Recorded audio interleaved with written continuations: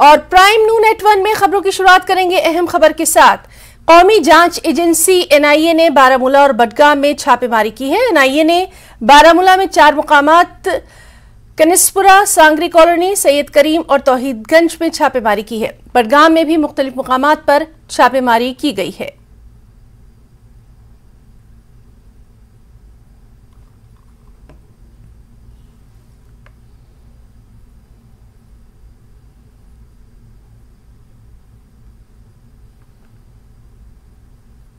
NIA की red Budgam के मुख्तलिफ मकामात पर जारी है। जिस तरह से आपको पता है, जमात इस्लामी से वाबस्ता जो अफराद हैं उनके यहाँ ये रेड आज NIA कर रही है। हम आपको बता दें, हम जवालापुरा में हैं। यहाँ पर NIA की टीम के साथ साथ पुलिस के अफराद भी मौजूद है। आप देखिए, ये इलाका है, ये उस मकान की गली है। और आपको पता है, माजी की अगर हम बात करेंगे, इस तरह की अगर कोई कार्रवाई अमल में लाई जाती थी तो कहीं ना कहीं पुलिस को, सिक्योरिटी एजेंसीज को रेस्ट्रिक्शन लगानी पड़ती थी। लेकिन आप देखिए, आराम से जो मकामी लोग हैं वो इस कार्रवाई को देख रहे हैं। मैं आपको थोड़ा सा स्पॉट की विजुअल्स दिखाना चाहता हूँ। मैं अपने साथी से गुजारिश करूंगा, ये बेसिकली जो आप सामने मकान देख रहे हैं, यहाँ पर NIA की टीम अंदर गई है, अंदर पूछगछ चल रही है। अंदर जो मोहम्मद शफी है उसके यहाँ ये कार्रवाई हो रही है। यहाँ पर ये कार्रवाई हो रही है, NIA की टीम अंदर गई है और अपनी कार्रवाई कर रही है। यहाँ पर तलाशी कार्रवाई के साथ साथ जो है इन अफराद की, जो इस मकान के रहने वाले हैं, उनसे सवालात किए जा रहे हैं। क्योंकि कहीं ना कहीं आपको पता है, जिस तरह से सरकार की पॉलिसी है, टेरर एक्टिविटीज के खिलाफ वो 0 टॉलरेंस पॉलिसी इख्तियार कर चुकी है, उसी तरह की ये कार्रवाई यहाँ पर है। NIA की टीम बडगाम के मुख्तलिफ मकामात पर ये कार्रवाई अंजाम दे चुकी है। जैसे हमने देखा, सोबू के धारमुना में या चाडुरा में, खुशरू में थी, ये हाजुरा में चाडुरा के ये एरिया है। और बडगाम का जवालापुरा और बडगाम के फॉलसल में भी जो NIA की टीम है, उन्होंने सुबह ही इन इलाकों में रेड की। जो जमात इस्लामी से वाबस्ता अफराद है उनको क्वेश्चनिंग की, उनसे सवालात किए और उनके जो इलेक्ट्रॉनिक गैजेट से और दीगर दस्तावेजात है वो चेक किए। मकसद यही है, जो भी टेरर एक्टिविटीज में मुलवस है या जो भी टेरर एक्टिविटीज यहाँ पर हो रही है, उन पर पूरी तरह से कदगन लगाने की कोशिश कर रही है। और माजी में हमने देखा कि टेरर फंडिंग मामले में NIA लगातार कार्रवाई कर रही है और आज ये कार्रवाई यहाँ जवालापुरा बडगाम में भी हुई है। और जवालापुरा के साथ साथ, जैसे मैंने आपको पहले ही कहा कि बडगाम के मुख्तलिफ मकामात पर इस तरह की ये कार्रवाई हो रही है। क्योंकि ये आपको ये तस्वीरें आप फिर से देखिए, इस मकान में ये कार्रवाई चल रही है। और जैसे मैंने आपको पहले ही कहा कि मकामी लोग आराम से इस इलाके में चल रही है। और बिल्कुल जैसे मैंने आपको पहले ही कहा, ये जवालापुरा बडगाम से 5 से 10 किलोमीटर की दूरी पर है और यहाँ पर NIA ने आज छापामारी की। न्यूज़ 18 के लिए जवालापुरा बडगाम से मैं आबिद हुसैन। जम्मू, कश्मीर, लद्दाख और हिमाचल में न्यूज़ 18 का बजा डंका। प्रदेश की जनता ने दिखाया न्यूज़ 18 जम्मू, कश्मीर, लद्दाख, हिमाचल पर भरोसा। न्यूज़ 18 जम्मू, कश्मीर, लद्दाख, हिमाचल बना प्रदेश का नंबर 1 चैनल। आपके प्यार और भरोसे के लिए शुक्रिया। प्रदेश का number 1 news channel. Jammu Kashmir इंतजामिया दहशतगर्दों और उनके साथियों के खिलाफ कार्रवाई करेगा। इंतजामिया गैर कानूनी तजावुजात, तामीरात को मुनज़्ज़म किया जाएगा। हुक्काम ने कई अजला में 100 से ज़ायद गैर कानूनी तामीरात की निशानदही की है।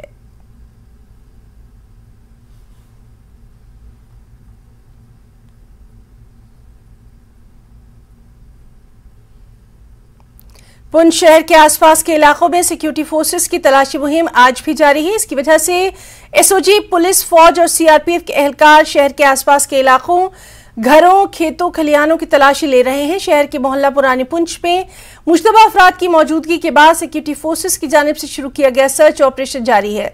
सिक्योरिटी फोर्सेस पूरी तरह से अलर्ट है।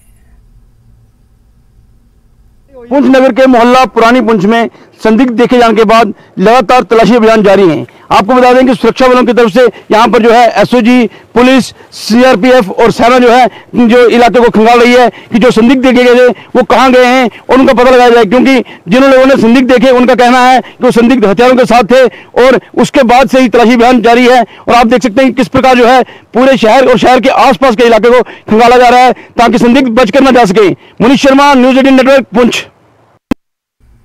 और प्राइम नून @1 में इस वक्त की अहम खबर, लेफ्टिनेंट गवर्नर मनोज सिन्हा ने कश्मीर यूनिवर्सिटी श्रीनगर में Y20 प्रोग्राम का इफ्तिताह किया। इस मौके पर खिताब करते हुए मनोज सिन्हा ने कहा कि G20 का विजन आम आदमी की जिंदगी में तब्दीली और खुशहाली लाना है।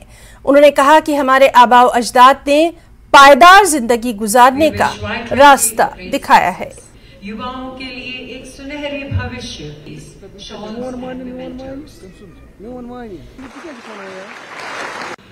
और आप जैसा जानते हैं, आदरणीय प्रधानमंत्री जी ने भारतवर्ष की 7 प्रमुख प्राथमिकताओं 70 में ग्रीन ग्रोथ को शामिल करके संपूर्ण विश्व को एक बहुत बड़ा संदेश दिया है।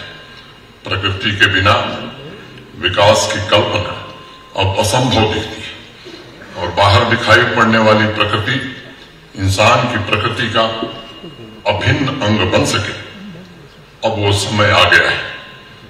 जैसा आपने देखा है, जब देश की संसद में भारत का बजट प्रस्तुत हुआ था, तो इस साल के बजट में ग्रीन ग्रोथ के लिए green hydrogen mission, energy transition, energy storage project, renewable energy evacuation, green credit program, PM Pranam Gobardhan scheme, मिष्टी अमृत धरोहर जैसे अनेक अभियान शुरू किए गए हैं और लक्ष्य जो रखा है कि 2070 तक भारतवर्ष अपने 0 कार्बन इमिशन के लक्ष्य को प्राप्त कर सके।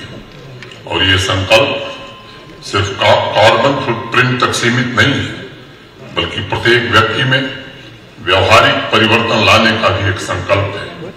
साथियों, युवा चेतना को मैं सबसे प्रभावी माध्यम मानता हूं, जो पूरी दुनिया को ये बता सकता है कि नेचुरल रिसोर्स पर हमारा अधिकार अस्थायी है और उसे हर परिवार की कार्यसूची का महत्वपूर्ण मुद्दा बनाया जा सकता है। Our rights on natural resources are not absolute. It is temporary. This thinking should become part of our daily habit to ensure prosperous earth for our future generations. आज पूरी दुनिया में लगभग सभी समाज क्लाइमेट चेंज से उत्पन्न चुनौतियों के बारे में जागरूक हो रहे हैं। इस जागरूकता को सोच में परिवर्तित करने का जो मुख्य काम होगा वो युवा वर्ग ही कर सकता है, यूथ ही कर सकता है, क्योंकि जब तक यह जागरूकता प्रत्येक व्यक्ति की सोच में परिवर्तित नहीं हो जाती, तब तक इस दिशा में हमारा प्रयास अधूरा माना जाएगा। जो कुछ प्राकृतिक संसाधन हमारे पास बचे हैं, उन्हें भविष्य की पीढ़ियों के लिए बचाने के लिए छिटपुट प्रयास कामयाब नहीं हो सकते। अपनी पूरी क्षमता, पूरा संसाधन और संकल्प के साथ वैश्विक समाज को इस दिशा में प्रयास करना ही होगा। अब कोई दूसरा रास्ता हमारे पास नहीं है। जिस प्रकार हमारी संस्कृति ने सदियों से सरल जीवन शैली को प्रमोट किया है, उसे दोबारा जनमानस के मस्तिष्क में हमें स्थापित करना होगा। इस प्रयास में समाज का सभी वर्ग शामिल हो। इसके लिए युवाओं को नेतृत्व करना होगा, युवाओं को बागडोर संभालनी होगी, ताकि क्लाइमेट चेंज की चुनौतियों से निपटने की चर्चा कॉन्फ्रेंस हॉल से निकलकर एक सार्वजनिक लक्ष्य में परिवर्तित हो सके।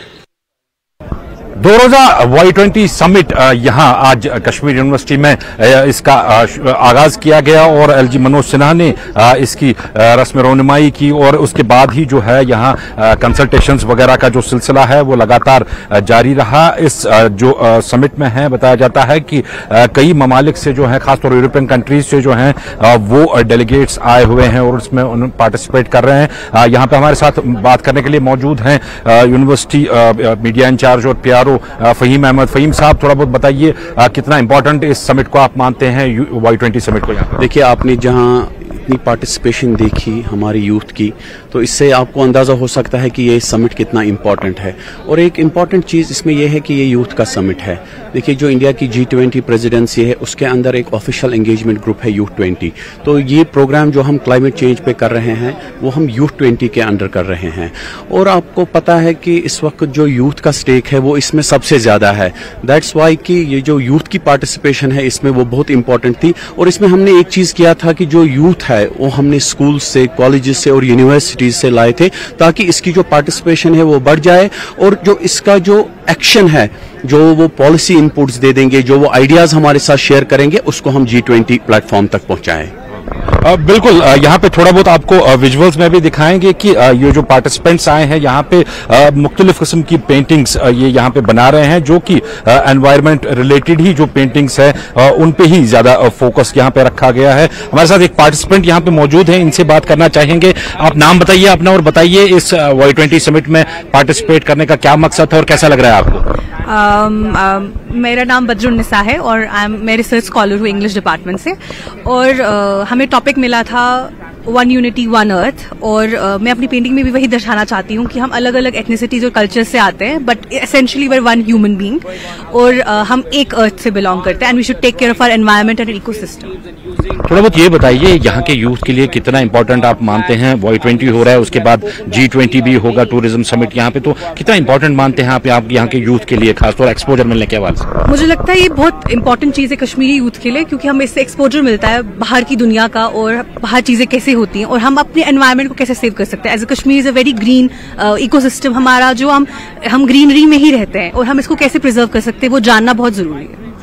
बिल्कुल, ये जानना बहुत जरूरी है कि अपने एनवायरनमेंट को किस तरह से प्रिजर्व किया जाए। ये कहना है जो यहाँ मुख्तलिफ पार्टिसिपेंट्स आए हुए हैं। यहाँ पे विजुअल्स में हम आपको थोड़ा और दिखाएंगे यहाँ पे कि जो पार्टिसिपेंट्स जो आए हैं न सिर्फ कश्मीर यूनिवर्सिटी से हैं, बल्कि यूनिवर्सिटी के बाहर भी जो तालीमी इदारे हैं वहां से भी ये पार्टिसिपेंट्स यहाँ पे इसमें पार्टिसिपेट करने आए हैं। यहाँ पे मैं आपको ये भी बता दूं कि LG मनोज सिन्हा ने साफ अपने स्पीच में यहाँ पे जोर दिया कि जो यूथ है उनको सामने आना चाहिए और उनको जो एनवायरमेंटल इश्यूज हैं उनको एड्रेस करना चाहिए। हमारे साथ यहां बात करने के लिए एक डेलीगेट मौजूद है, इनसे बात करना चाहेंगे। Your good name please?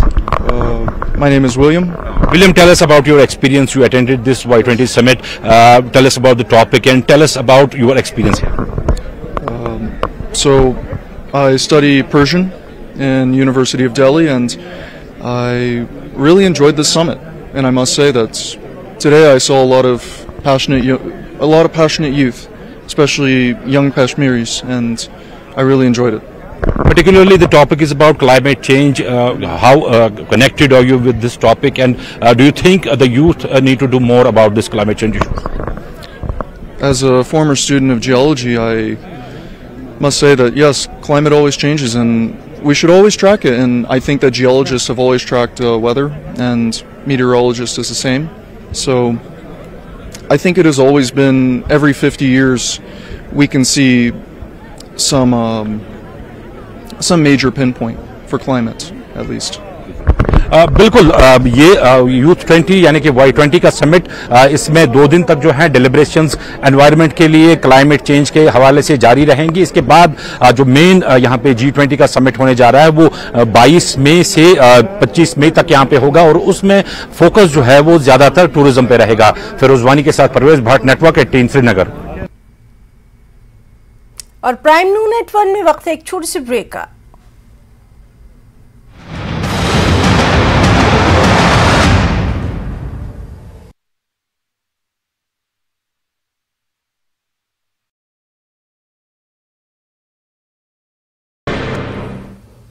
नमस्कार, धार भी रफ्तार भी में आपका बहुत स्वागत करते हैं। मैं हूं हिना जुबैर। शुरुआत करेंगे अहम खबरों से। सोपोर में सैदपुरा बाईपास क्षेत्र के पास 2 आतंकवादी सहयोगी को गिरफ्तार किया गया। विशिष्ट इनपुट के आधार पर सुरक्षा बलों ने 2 आतंकवादी सहयोगियों को पकड़ा।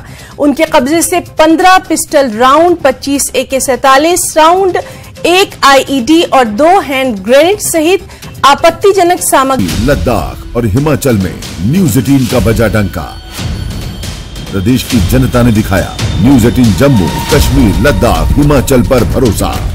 News18 जम्मू, कश्मीर, लद्दाख, हिमाचल बना प्रदेश का नंबर 1 चैनल।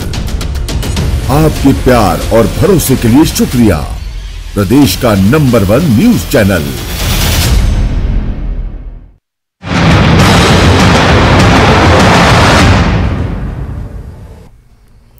ब्रेक के बाद खबरों में आगे बढ़ेंगे। जम्मू कश्मीर के रियासी में होने वाले राफ्टिंग एडवेंचर को मुताल्लिका महकमे के अफसरान के जरिए कुछ वक्त के लिए बंद रखने को कहा गया है। 2 दिन पहले दरियाई चिनाब में एक राफ्ट पलटने से जो हादसा हुआ था, उसकी वजह से सभी राफ्टिंग के पॉइंट्स को बंद कर दिया गया। पेश है ये रिपोर्ट।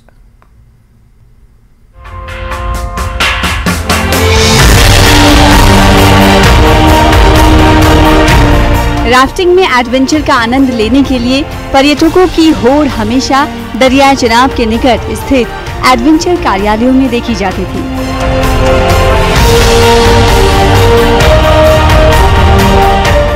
लेकिन 2 रोज से सभी एडवेंचर्स कार्यालय बंद हैं, जिसके चलते यहां से रौनक गायब है।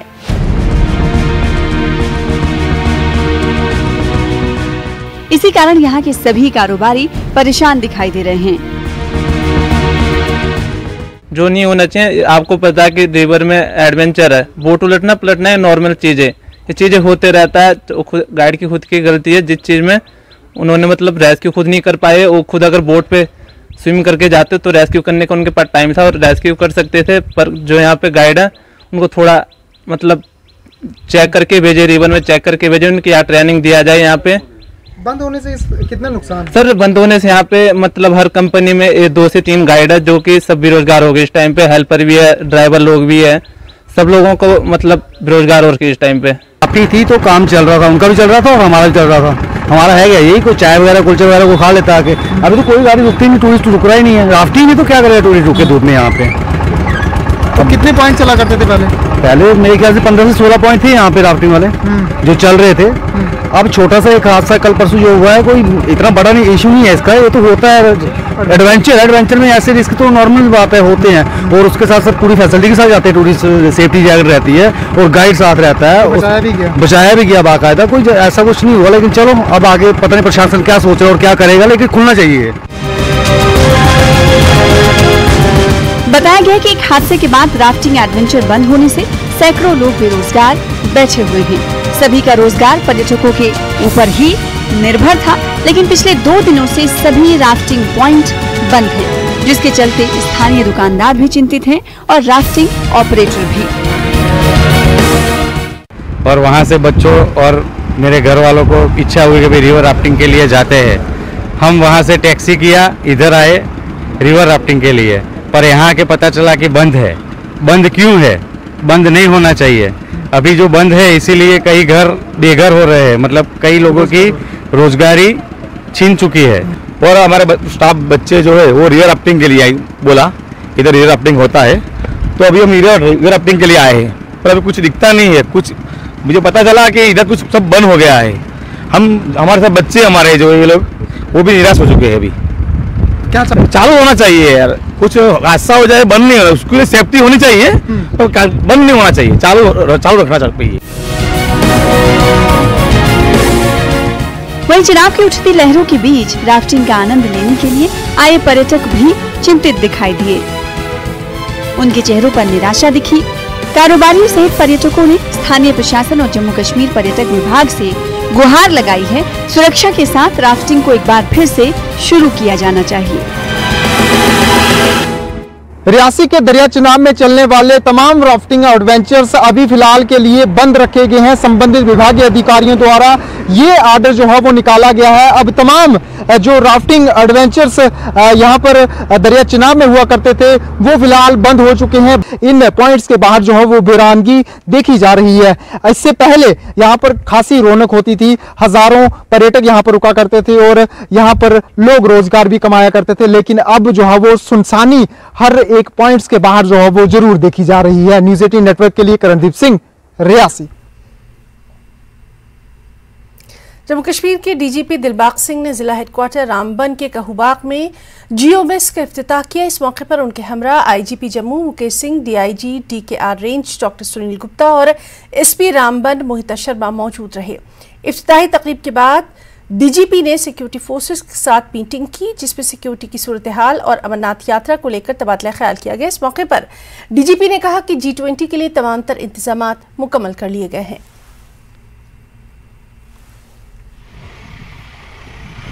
इवेंट यही था जिसका आपने खुद ही जिक्र किया है कि आज जहाँ एक टारगेट कैंप बना रेनोवेट हुआ, उसकी इनॉग्रेशन की उसके अलावा हमारी जहाँ का security and line order scenario के बारे में मीटिंग होगी। डोडा किश्तवाड़ रामबन रेंज की सुरक्षा सिक्योरिटी की दृष्टि से क्या हालात हैं उनका जायजा लेंगे और जहाँ के हालात जैसे पहले से बहुत अच्छे बेहतर हुए हैं उनको और बेहतर किया जाए, उसके लिए योजना बनाएंगे। आने वाले टाइम की बड़ी इवेंट्स हैं, यात्रा आने वाली है, उसकी दृष्टि से जहाँ पर यात्रियों की लॉजमेंट के क्या अरेंजमेंट होंगे, सिक्योरिटी के क्या इंतजाम होंगे, उसके बारे में चर्चा करेंगे। गवर्नमेंट मिडिल स्कूल बख्तूर में नेशनल टेक्नोलॉजी डे पर एक खास तकरीब का इनेकाद किया गया। तकरीब का एहतमाम फौज ने किया। तकरीब में स्कूली बच्चों के अलावा असातिज़ा और फौज के अफसरान ने शिरकत की। तकरीब के दौरान बच्चों ने मौजूदा दौर में टेक्नोलॉजी की अहमियत और इफादियत पर रोशनी डाली। मकामी लोगों और बच्चों ने फौज की जानिब से नेशनल टेक्नोलॉजी डे के हवाले से इस प्रोग्राम का इनेकाद करने पर फौज का बेहद शुक्रिया भी अदा किया। जैसे कि हम सब जानते हैं कि आज 11 मई को नेशनल टेक्नोलॉजी डे था, तो उस बारे में यहाँ गवर्नमेंट बॉयज मिडिल स्कूल में सारे बच्चों ने इसमें ताउन दिया और हम यहाँ के उस्ताद साहबान का भी तहे दिल से शुक्रिया अदा करते हैं। तो इस प्रोग्राम को आज जिन लोगों ने इसको बढ़ावा दिया था वो हम आर्मी का तहे दिल से शुक्रिया अदा करते हैं जिन्होंने इस प्रोग्राम को यहाँ पे कंडक्ट। आज हमारे स्कूल में नेशनल टेक्नोलॉजी डे मनाया गया है जिसमें सारे बच्चों और उस्ताद साहिबान ने हिस्सा लिया। हम इंडियन आर्मी का शुक्रिया अदा करते हैं जिन्होंने ये प्रोग्राम मुनाकिद करवाया। बानीपुरा आठतो सड़क पर पिछले साल ही मैगडम बिछाया गया, लेकिन कई मुकामात पर पानी के रिसाव से सड़क को नुकसान पहुंचा है। पानी के रिसने से कई मुकामात पर मैगडम नहीं बिछाया गया है। मकामी लोगों के मुताबिक पानी सड़क के करीब से गुजरने वाली पावर कनाल से रिस रहा है। उधर महकमा R&B ने पावर प्रोजेक्ट के जिम्मेदारान को मतला करते हुए पानी का रिसाव बंद करने और सड़क को पहुंचे नुकसान का तखमीना लगाने को कहा है। एक सिविल पावर प्रोजेक्ट चल रहा है सिविल कंपनी का, तो उसने हमारी रोड का हर महेश इतना बुरा हालात किया है। देखना आपने इस वक्त भी मौके पर भी देखा कितना पानी आ रहा है, लुक को मतलब वहाँ काटा गया है। तो बार बार हम इनको कह रहे हैं, तो R&B वालों को भी कह रहे हैं, उन्होंने परसों का हमने इनको लेटर डाली है, अब ये बनाने के लिए इसको ठीक करेंगे, मगर हमारे साथ सरासर नाइंसाफी हो रही है। हमारी यहाँ स्कूल बिल्डिंग है तो इसका भी बहुत बड़ा नुकसान हो रहा है। पानी पीछे से 3 मकान इसके पानी की ज़द में आ रहे हैं यहाँ याकूब और क्यूम का, तो बिल्कुल वो लोग बार बार इसमें कह रहे हैं। अखनूर के खुर सब डिवीजन में LOC से मुत्तसिल संवाद पंचायत के लोगों ने बंकरों की अपील की है। इनका कहना है कि अब पाकिस्तान की जानिब से फायरिंग बंद है, लेकिन पाकिस्तान एक बुज़दिल मुल्क है, उस पर एतबार नहीं किया जा सकता। लोगों का कहना है कि इससे कबल जब भी पाकिस्तान की जानिब से फायरिंग की जाती थी तो हमें महफूज जगह पर छिपने में काफ़ी दुश्वारी का सामना करना पड़ता था। लोगों ने इंतजामिया और हुकूमत से हर घर में बंकर बनाने की अपील की है। इस वक्त हम जम्मू कश्मीर के अखनूर सेक्टर के 0 लाइन सामा पंचायत में हैं। यहाँ पर लोगों को बंकर्स को लेके कुछ परेशानियाँ आ रही हैं। हमारे साथ सामा पंचायत के सरपंच मैम जुड़े हैं। मैम, क्या परेशानी आ रही है आपको बंकर को लेके? हम लोग जो है बिल्कुल ही 0 पॉइंट पे रहते हैं, हमारे बंकर नहीं है। सिर्फ हमारा एक गांव है चपरियाल, वहाँ पे 8 बंकर बने हुए हैं, इंडिविजुअल बने हुए हैं, ना सामो में है ना कचरियाल में है। हम लोग चाहते हैं कि जैसे कि आप जानते हैं कि पुंछ में भी अब लगातार जो आतंकवादियों से हमले हो रहे हैं और पाकिस्तान एक बहुत ही कायर देश है, वो पता नहीं कब फायरिंग स्टार्ट कर दे और हम लोगों के पास बंकर ही नहीं है। अगर जगदम यहाँ फायरिंग स्टार्ट हो जाए तो हम लोग कहाँ रहेंगे? हमें अपना हमें अपनी सेफ्टी के लिए बंकर चाहिए और मैं गवर्नमेंट से यही अपील करना चाहती हूँ कि प्लीज़ हमें जल्द से जल्द बंकर दिए जाए। हम 0 पॉइंट पे हैं। LG सरकार बहुत सारे काम कर रही है। हम चाहते हैं कि हमारी पंचायत की तरफ भी ध्यान दिया जाए और हम लोगों को बंकर दिए जाएँ। और भी हमारे साथ कुछ लोग जुड़े हैं। सर, क्या कहेंगे जिस तरह से यहाँ पे बंकर्स की प्रॉब्लम चल रही है आपके गाँव में? सर, हमारे गांव में जो बंकर्स की प्रॉब्लम बहुत ज़्यादा है सर, हमें बहुत सख्त ज़रूरत है बंकर्स की। मेरी LG सरकार से यही रिक्वेस्ट है कि उन्होंने बहुत बड़े बड़े प्रोजेक्ट JNK में चलाए हुए हैं, वो कामयाब भी हैं। हमारा जो बॉर्डर पर जो 0 लाइन पे हमारा जो गांव है, ये रिक्वेस्ट करते हैं कि हमें जो बंकर है इधर इशू की जाए हमारे लोगों की सुविधा के लिए। क्या डिमांड्स है बंकर्स को लेके आपकी? बैंकर की यही है सर, अगर फायरिंग हो जाए, कहीं पिछले फायरिंग हुई थी हमने देखा 3 महीने हम इधर से भागते रहे। अगर बैंकर बन जाए तो हम बैंकर में छुप सकते हैं, थोड़ा अपना बचाव कर सकते हैं। तो LG साहब ने बहुत कुछ बनाया है। अगर पब्लिक ही होगी तो गवर्नमेंट होगी ना, अगर पब्लिक ही खत्म हो जाएगी तो गवर्नमेंट कहाँ जाएगी? गवर्नमेंट किस चीज़ की गवर्नमेंट है? वो हमारी इधर गाँव की तरफ ध्यान नहीं दे रहे हैं। अगर ध्यान देंगे तो पब्लिक होगी तो गवर्नमेंट होगी ना, अगर पब्लिक नहीं है तो गवर्नमेंट किस चीज़ की है? इसलिए हम मेहरबानी करके तो बैंकर देने चाहिए सामो करचाल में। लोगों का कहना है कि पाकिस्तान एक कायर मुल्क है, अगर पाकिस्तान वहां से फायर करना शुरू कर दे तो हम कहां जाएंगे। न्यूज़ 18 के लिए सुनील सिंह बाबू, अखनूर। तो प्राइम न्यूज़ नेटवर्क में फिलहाल इतना ही। नमस्कार। धार भी रफ्तार भी में आपका बहुत स्वागत करते हैं। मैं हूं हिना जुबैर। शुरुआत करेंगे अहम खबरों से।